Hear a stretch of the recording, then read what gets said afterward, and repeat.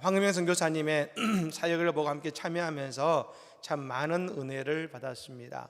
말씀드린 것처럼 이번 선교에 가장 중요했던 것은 저희가 뜨바행이라는 곳에 뜨바행 안성제일교회를 건축하기로 되어 한 것입니다. 그래서 저희가 가서 기공 예배를 드리게 됐습니다만 여신도회가 120주년을 기념해서 그곳에 기념교회를 이제 세우게 되는 것입니다. 그런데 이 뜨바행 안성제일교회 기공 예배를 마친 이후에 저희가 차로 한 15분 정도 떨어진 덕남가의 교회를 방문하게 되었습니다. 이 덕남가의 교회는 지난 2013년도에 건축된 교회인데요, 한국에 있는 모 대학의 신우회와 그리고 군인 부대가 함께 협력해서 저 뒤에 보이는 저 교회를 지은 것입니다. 저희 교회는 좀 스타일이 다르겠습니다만 대단히 10년밖에 되지 않아서 깨끗했습니다. 근데 안타까운 것은 뭐냐면 지금 이 교회는 예배를 드리지 않고 있다는 것입니다. 매주 예전에 교회에 나오던 아이들 한 20명 정도만 주일날 이렇게 모이면 저희 뜨바행 안성제일교회를 건축하고 섬기시는 그 장로님의 그 아들이 가서 그 아이들에게 그냥 과자 나눠주면 가면 그 아이들 돌아가는 그 정도인 것입니다. 그래서 장로님들과 함께 이곳에 갔습니다만 더 감사한 것은 이제 그 교회를 저희가 파송한 프랜시스 선교사가 매주 주일마다 방문해서 그 교회를 또 담임하고 그리고 그곳에서 다시 예배를 드리게 될 것입니다. 그래서 저는 기도합니다. 그 덕남가의 교회의 찬양 소리와 예배기 이제 머지않아서 회복이 될 것입니다. 그래서 여러분 이 장로님들과 함께 그곳에서 함께 이 텅 빈 예배당에서 이러면 별거 아무것도 없습니다. 예배당에. 그래서 함께 기도를 하는 가운데 하나님이 부족한 종의 마음에 깨닫게 해주신 한 가지가 있었습니다. 그것은 여러분 텅 비어버린 예배당, 아무것도 없는 그 예배당 속에 기도하는 가운데 그곳에 여전히 남아있는 한 분이 계셨다는 겁니다. 그분이 바로 예수님이셨습니다. 아무도 예배하지 않고 텅 비어버린 예배당이지만 그곳에 예수님은 계셨습니다. 그리고 기도하며 얼마나 눈물 났는지 모릅니다. 여러분 오늘 우리의 삶에서도 하나님을 잃어버리고 우리의 마음의 성전이 예배하지 않는 그런 마음이 될 때가 있습니다. 하지만 예수님은 그렇게 예배하지 않고 낙심하고 절망해 있는 우리의 마음의 성전에 홀로 계시면서 우리를 기다리시는 분이 바로 예수 그리스도이시라는 것입니다. 여러분 우리가 보지 못하고 깨닫지 못해도 예수님은 여전히 우리와 함께 계십니다. 여러분 오늘 예배를 통해 여전히 나와 함께 계시는 예수님을 만남을 통해서 우리의 삶에 새로운 소망을 발견하는 여러분 그런 예배의 시간이 다 되시기를 예수님으로 간절히 축복합니다. 김남도 교수님이 매년마다 쓰시는 트렌드 코리아라는 책이 있습니다. 올해도 트렌드 코리아 2023이라는 책을 발간했습니다. 제가 이렇게 보니까 매년 그 책이 베스트셀러였지만 올해만큼 사람들이 관심을 가진 적은 없었던 것 같습니다. 더 주목하고 있습니다. 왜 그럴까요? 사람들이 미래를 알지 못하고 앞으로 무엇을 어떻게 될지 모르기 때문에 더더욱 올 한 해 어떻게 될 것이라고 하는 이 트렌드와 올 한 해의 그 내용, 앞으로 되어질 일에 대해서 관심을 더 갖는 것 아니겠습니까? 여러분 지금은 집을 사야 되는지 팔아야 되는지 전세를 들어가야 되는지 어떻게 될지 여러분 도대체 뭐를 어떻게 할지 알 수 없는 시대를 살고 있습니다. 그런데 여러분 그 가운데 첫 번째 키워드가 10가지 키워드가 나오는데요. 첫 번째 키워드가 이것입니다. Redistribution of the average라고 합니다. 이것은 뭘 말하냐면 평균의 실종이라는 말입니다. 늘 여러분 이 모든 구조는 가운데가 탄탄한다 그럽니다. 흔히 말하는 중산층이 많아야 된다라고 말합니다만, 그런데 여러분 이제 이 모든 것에 있어서 평균이 없어진다는 것입니다. 과거에는 이런 말이 있습니다. 가만히 있어도 중간은 가라는 말이 있었습니다. 여러분 이 말은 뭐냐면 그냥 특별히 나서지 말고 그냥 시류에 맞춰서 흘러가면 돼 라는 것이 일반적인 이야기들이었습니다. 하지만 여러분 이제 우리가 겪는 시대는 이제는 그 가운데가 탄탄한 그런 시대가 아닙니다. 세 가지로 분석합니다. 양극화의 시대요, N극화의 시대요, 단극화의 시대를 맞이했다는 것입니다. 여러분이 양극화는 뭐냐면 모든 것이 양 끝으로 극단으로 몰리는 시대라는 것입니다. 이제 이 시대의 중산층은 없어진다는 것이죠. 그 중산층이 최소화된다는 것이죠. 여러분 N극화는 뭡니까? 어떤 특정하게 두드러지는 것 없이 모두가 소수 집단이 되어서 개별적인 특성을 가지고 살아가는 시대. 그래서 어떤 무엇인지 특성이 드러나지 않는 그런 여러분 N극화의 시대가 된다는 것입니다. 되어가고 있다는 것입니다.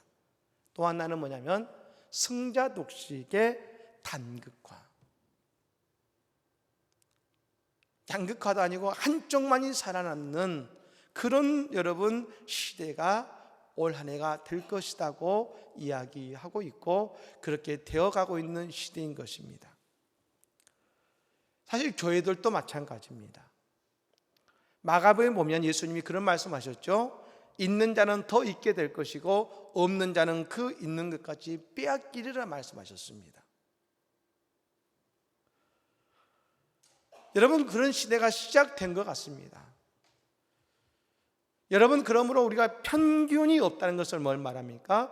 우리가 살아가는 이 시대에 우리가 나아가야 될 방향과 가치를 여러분 가치가 분명할 수 없는 시대, 어떻게 우리가 삶의 가치의 방향을 정해야 될지를 모르는 시대를 살아가고 있다는 것입니다.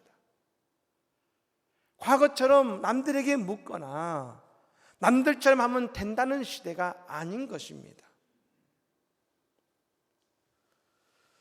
지금 여러분 이 시대의 상황이 누구도 어디로 어떻게 가야 될지 그리고 무엇을 해야 될지 모르는 시대가 우리가 서 있는 시대인 것입니다. 여러분 이럴 때 우리는 어떻게 해야 될까요? 무엇이 우리가 나아갈 수 있는 길이 될까요? 여러분 세상은 알 수 없지만 우리는 이 길을 알고 있습니다.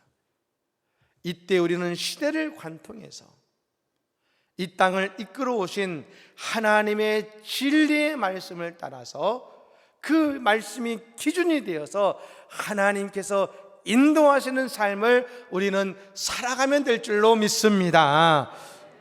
우리 올해 교회의 표가 뭡니까? 따라해 볼까요? 하나님과 함께하는 아들남 공동체.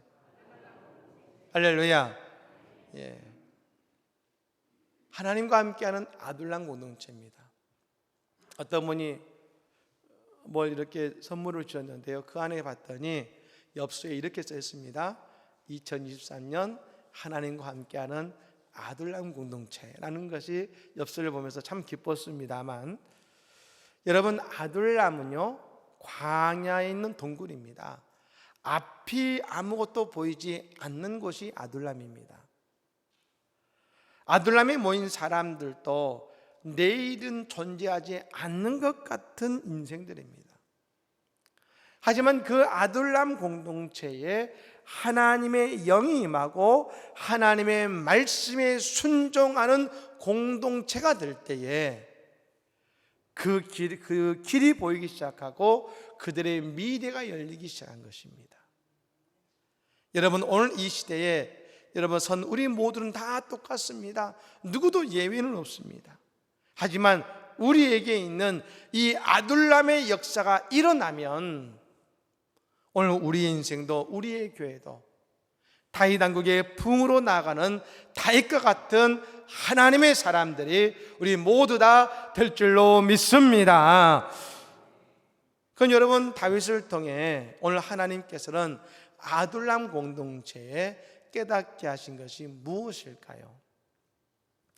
오늘 본문은 여러분 엔게디 광야에서 일이라고 말하고 있습니다만, 다윗의 인생의 중요한 두 장소를 꼽으러 가면 첫 번째가 아둘람이요, 두 번째가 엔게디라고 말합니다. 아둘람은 공동체를 이루었다면 엔게디는 그들이 나아가야 될 분명한 영적이고 육적인 지향점을 분명 깨달은 장소가 바로 엔게디라고 말합니다. 여러분, 그렇다면 오늘 다윗을 통해 아둘람 공동체는 과연 어떠한 처지에 오늘 이들은 어떤 처지에 놓여 있는 것일까? 여러분, 우리가 아는 것처럼 저 사울에게 피해 도망자의 신세가 아닙니다만, 오늘 이 본문 사무엘상 24장의 앞에 난 23장에 보면 지금 아주 위험한 상황에 놓였던 것 같습니다. 사무엘상 23장 26절의 말씀, 이런 말씀이 나옵니다. 사울이 산 이쪽으로 가며 다윗과 그의 사람들은 산 저쪽으로 가며 다윗이 사울을 두려워하여 급히 피하려 하였으니 이는 사울과 그의 사람들이 다윗과 그의 사람들을 에워싸고 잡으려 함이었더라. 여러분, 얼마나 극적이고 얼마나 급박합니까? 여러분, 다윗이 쫓기고 쫓겨서 엔게디까지 왔습니다. 곧 잡힐 위기입니다. 지금 여러분, 다윗은 혼자가 아니죠. 수백 명의 사람들과 다니니까 어디에 다윗이 있는지 그냥 눈에 띄는 것입니다. 그리고 그들을 사울의 군대는 늘 쫓아왔습니다. 곧 그들에게 잡힐 것 같은 그런 위기의 순간, 잡히려던 찰나의 순간에 있었습니다. 근데 그때 바로 그 다윗을 잡으려고 하는 그 찰나에 하나님께서 블레셋이 이스라엘을 쳐들어오게 하십니다. 그 블레셋이 쳐들어왔다는 소식을 듣고 사울은 어쩔 수 없이 다윗을 눈앞에 두고서 블레셋에서로부터 그 땅을 지키기 위해 철수할 수밖에 없었습니다. 그리고 블레셋과 전쟁한 것입니다. 그리고 다윗은 그 엔게디의 요새에 남았습니다. 다행인 것은 사울은 블레셋과의 전쟁에 승리했습니다. 그리고 승리하자마자 그곳에 전쟁했던 그 최정의 3,000명의 병사를 데리고 곧바로 엔게디 광야로 옵니다. 다윗을 잡기 위해서인 것입니다. 여러분, 이것은 사울의 최선이라고 말할 수 있습니다. 이 세상은요, 참 집요합니다. 마귀는 우리를 넘어뜨리기에 최선을 다합니다. 예수님 40일 금식하신 이후에 마귀에게 3번 시험을 받으셨습니다. 근데 저는 늘 생각해 봅니다. 아니, 왜 마귀가 한 번 시험하면 될 것을 3번 시험했을까? 이것은 뭘 의미할까요? 마귀는 모든 노력을 다해서 예수님을 시험한 것입니다. 마귀는 지금 우리를 넘어뜨리기 위해서 최선을 다해 모든 노력을 다해 우리를 넘어뜨리려고 하고 있는데, 오늘 우리의 믿음 생활은 어떻습니까?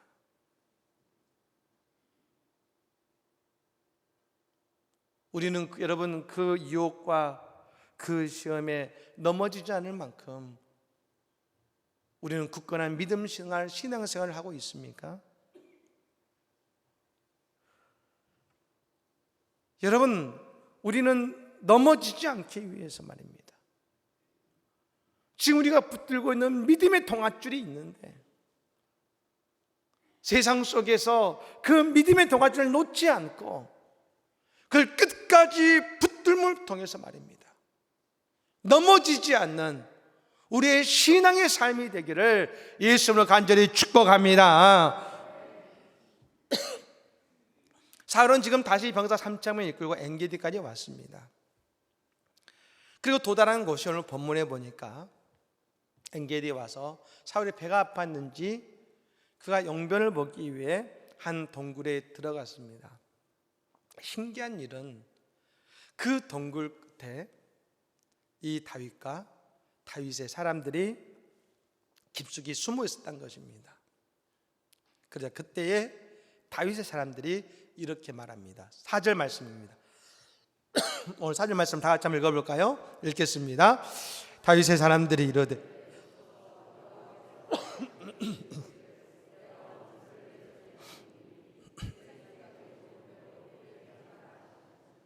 이것이 그날이니이다 하니 다윗이 일어나서 사울의 겉옷자락을 가만히 베니라. 아멘. 여러분, 정말로 다윗과 그 무리에게 이 말이 여러분 의미가 있는 이유가 뭡니까? 지금 이들은요 그냥 적당한 때에 사울을 만난 게 아닙니다. 절체절명입니다. 이제 잡히면 죽는 겁니다. 그래서 사울이 코앞까지 왔습니다.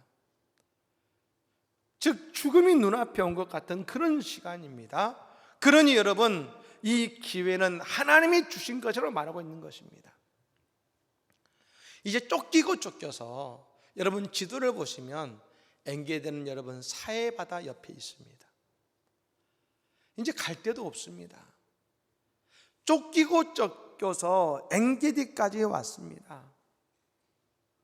이제 곧 붙잡힐 위기에 놓였는데 여러분 이게 얼마나 소중한 기회겠습니까?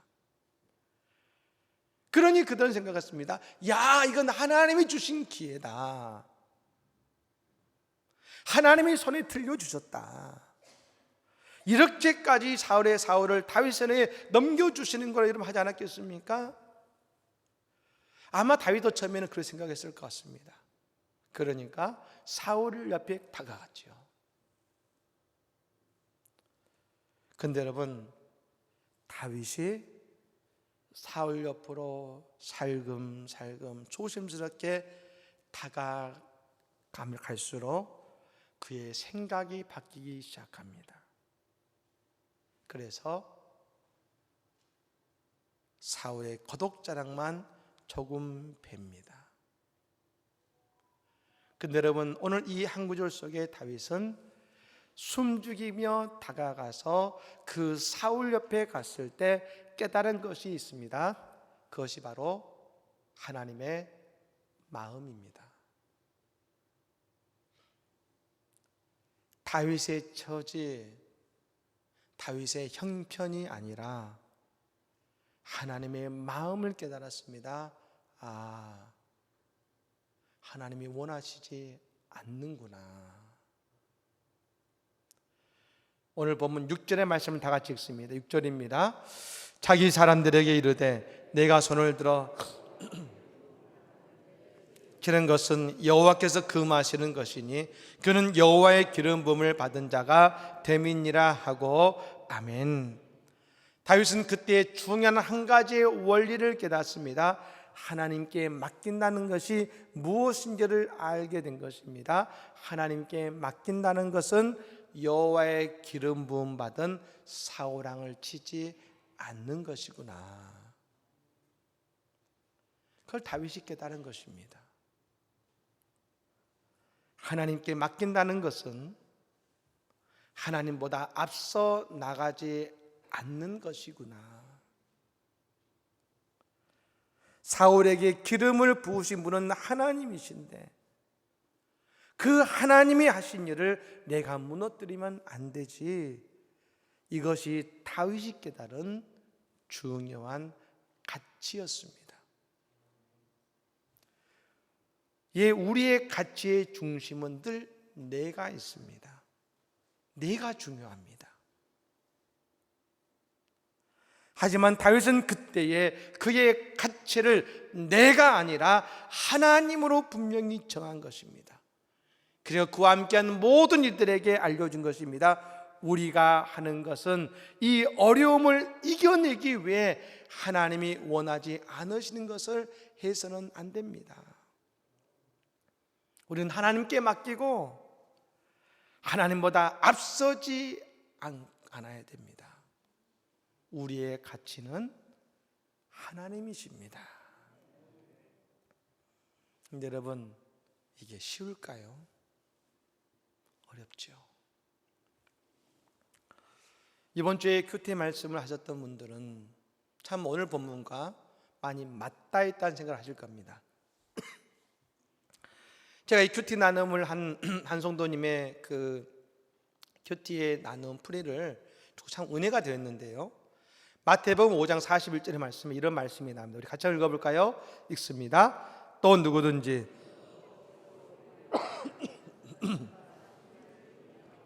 아멘. 여러분, 우리가 이 말씀을 놓고 보면 그냥 내가 누군가에게 더해줘라 라는 말씀이 아니겠는가? 예, 그것도 맞는 말씀입니다. 하지만 여러분, 이 말씀이 그냥 나온 게 아니라 그 말씀 바로 앞에 39절의 말씀을 보면 이런 말씀이 나옵니다. 나는 너희에게 이르노니 악한 자를 대적하지 말라. 누구든지 내 오른편 반을 치거든 왼편도 돌려대면하겠습니다.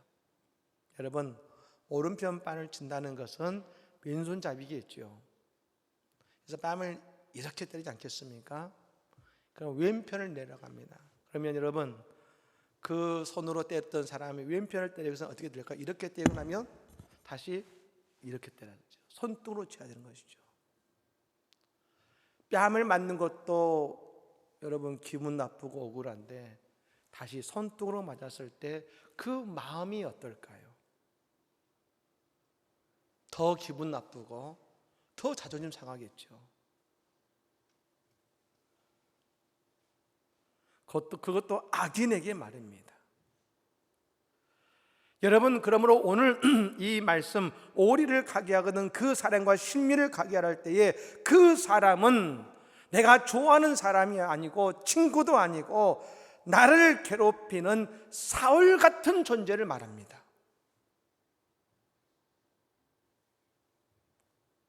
그런데 예수님은 그런 사람과 신미를 가라는 겁니다.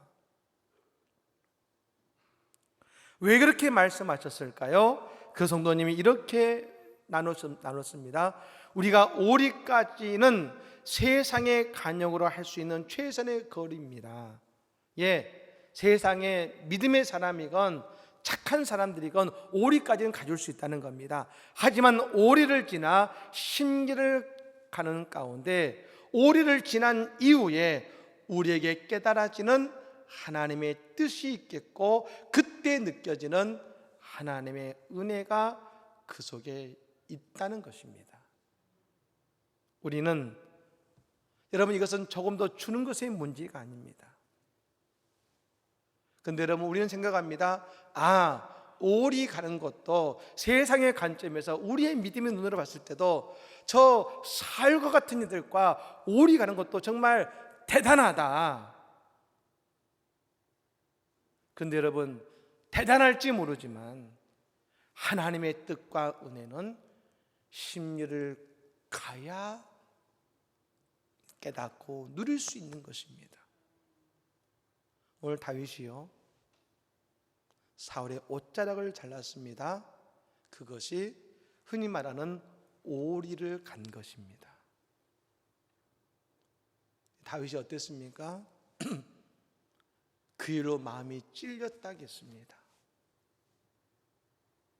세상 사람들은 말합니다. 그것도 대단한 거야. 옷자락만 가도 대단한 거야. 오리만 가도 대단한 거야. 하지만 다윗은 마음이 찔렸습니다. 왜요? 하나님의 마음은 심리를 가는 것임을 알았으니까요.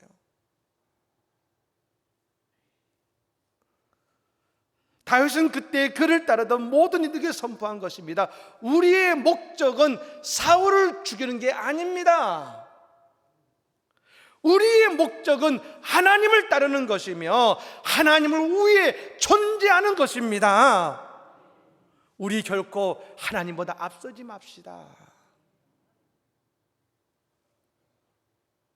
그러니 사울은 하나님께서 기름 부으신 종이니 그를 그냥 보내는 것이 맞습니다. 여러분, 얼마나 놀라운 일인지 모릅니다.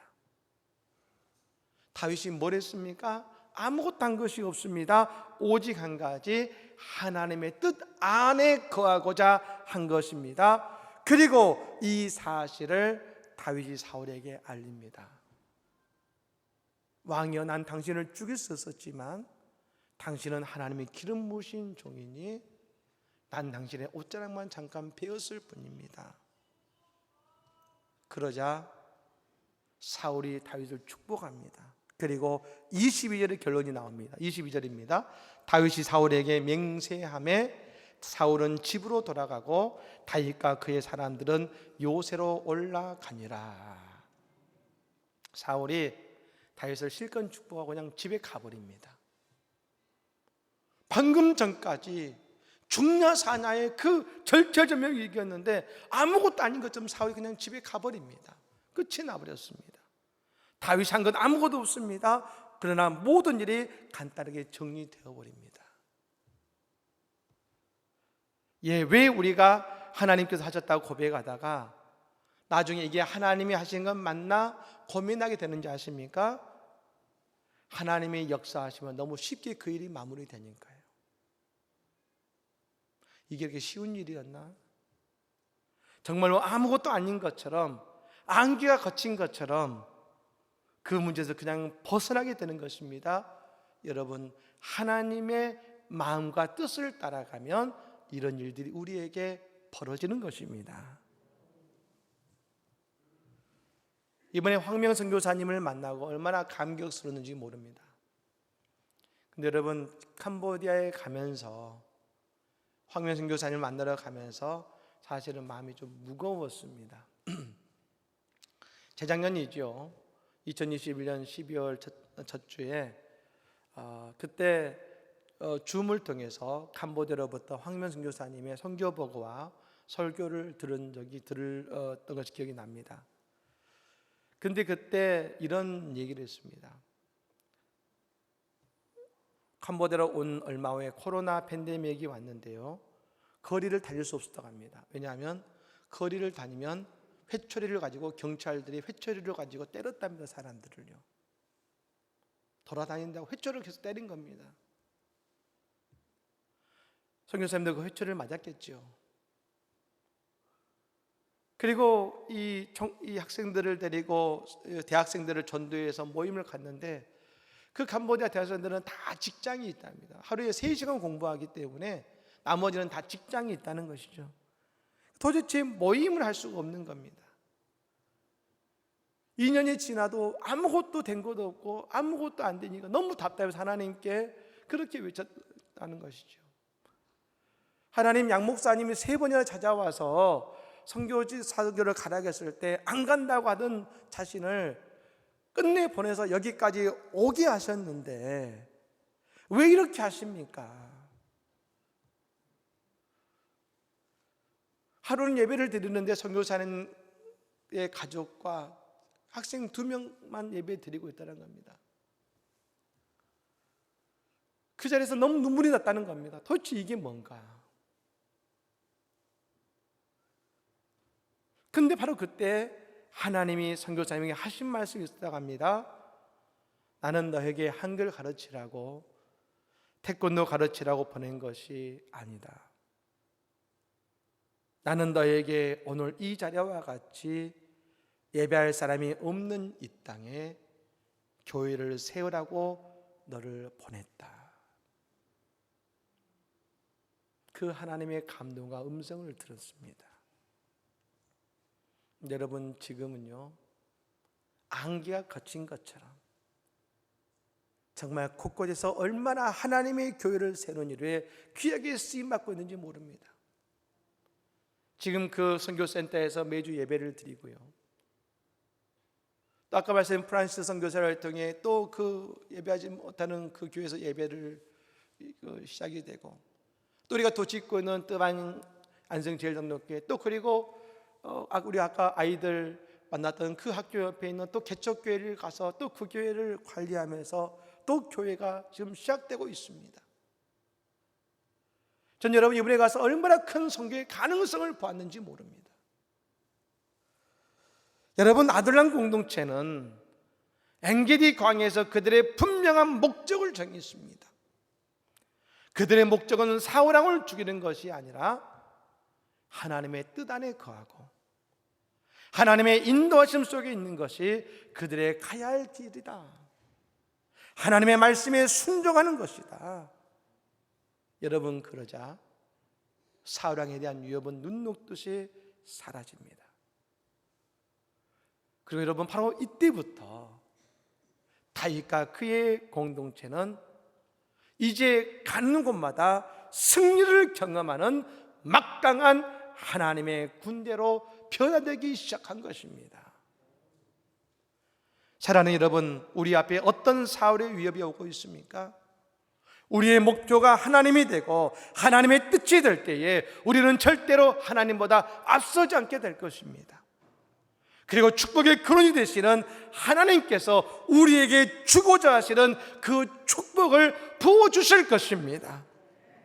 우리의 삶의 가치와 방향이 하나님의 마음이 되어지는 오늘 그런 우리의 삶이 되어서 하나님의 위대한 인생, 하나님의 위대한 공동체를 이루는 우리 모두가 되시기를 예수님으로 간절히 축복합니다. 아멘.